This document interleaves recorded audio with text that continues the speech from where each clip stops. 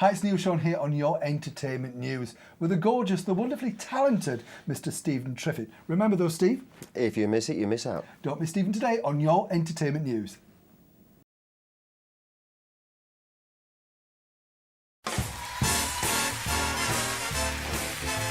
Please welcome on stage, Stephen Triffitt.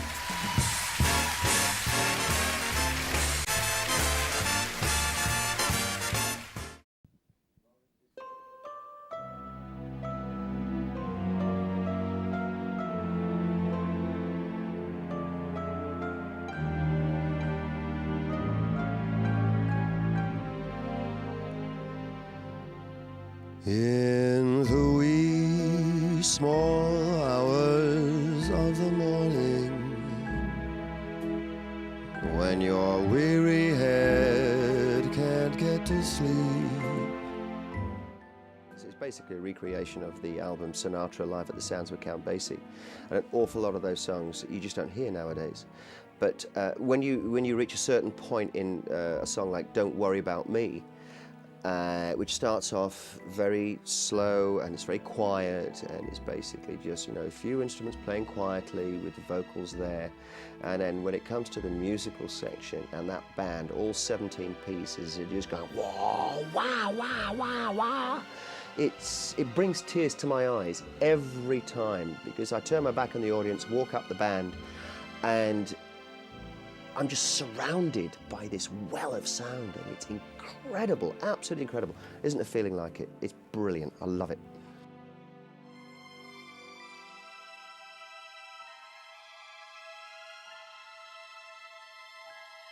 First time on a solo tour, when I was at Stephen Triffitt Celebrate Sinatra with the Nelson Riddle Orchestra UK, catchy title, and that was in the Palladium. And you do the sound check, of course, and you sort of look. I mean, the Palladium is one of those. It's very tall and quite narrow, so you're literally just looking up at there and look at all of these seats, and you think, God, I hope we've got some people coming in tonight.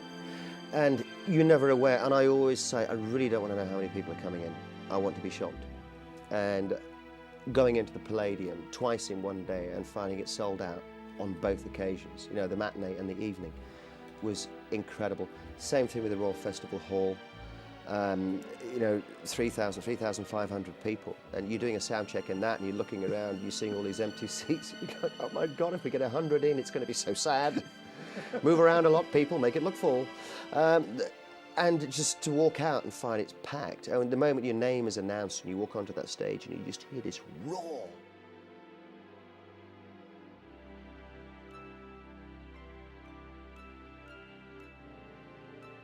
You want to basically walk onto the stage with as few creases as possible. It's literally getting dressed from bottom to top. There's the socks suspenders. Then you always put your shoes on before your trousers so that you don't actually sit down and crease your trousers as you're putting the shoes on. You certainly put your shoes on before you put your shirt on, because then you'd be creasing your shirt. The last thing that invariably gets done is the makeup, and I just have this method. It's very strange, but what it's now become is a regime, and I feel myself as I'm getting ready. So the last thing I put on is the jacket, I straighten the tie, look at myself in the full-length mirror, and I go, "That's Frank. That'll do. Thank you very much." You lie awake and think about the girl, and never ever think of counting sheep. Invariably, when I finish the show, the first thing I do is I grab hold of my drink, quite often alcoholic, grab hold of my packet of cigarettes and walk around the front and nod, shake hands and say hello, thank you very much for coming, to the audience that have actually been in as they stream out. That's what I do. That actually helps me come down a little bit. Yeah. So then also gives people the opportunity, if they want me to sign anything, then I'll do it then, and so on. Because an awful lot of these theatres nowadays, I mean, the stage door is incredibly hard to find. So I find it easier to, I'll go to the audience, I don't care, it's fine, you don't have to find me, I'll find you, love. So yes, I go to them. And I think I think audiences appreciate that. You know, they're like, because they've seen you on the stage. You know, you're this person that's been a distance away from them. You know, to actually sort of meet them on a face-to-face basis. I think that's nice, and that also helps me as well. It helps me on the come down thing. Then I go back to the dressing room, and then I get changed and so on, and then I drag the bags and the suit bag and everything into the nearest pub. A lonely heart has learned its lesson. I mean, he was always a skinny kid. As he put it, he was so skinny his eyes were single file. Between those and his belly button, his dad didn't know whether he was a clarinet or not, you know, that kind of thing. And then, of course, as he got older, he broadened, as we all do, I guess. I mean, for my sins, I'm a smoker and a drinker, and those two things are never good on the skin, certainly not on the gut. So, but then, you know, Frank was the same, so maybe I will age in the same way. I don't know. We'll just have to see what happens when I'm 80. Will I look like Frank? I don't know.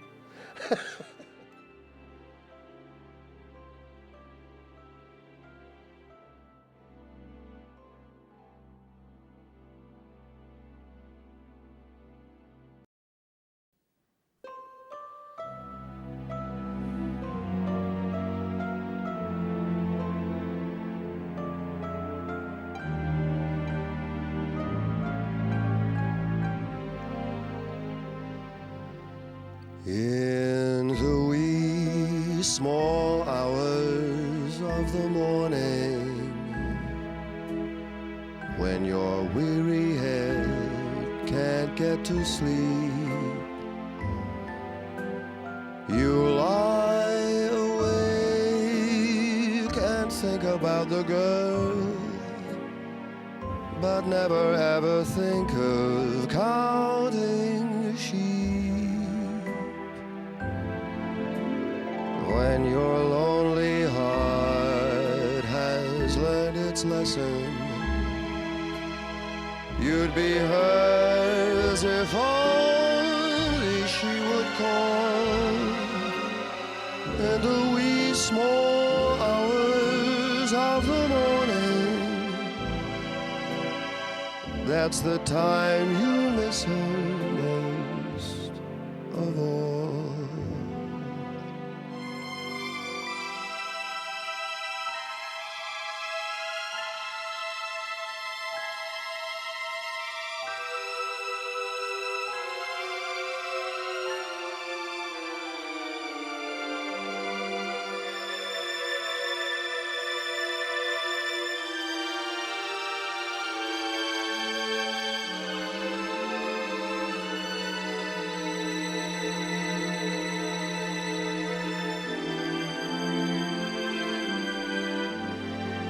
When your lonely heart has learned its lesson,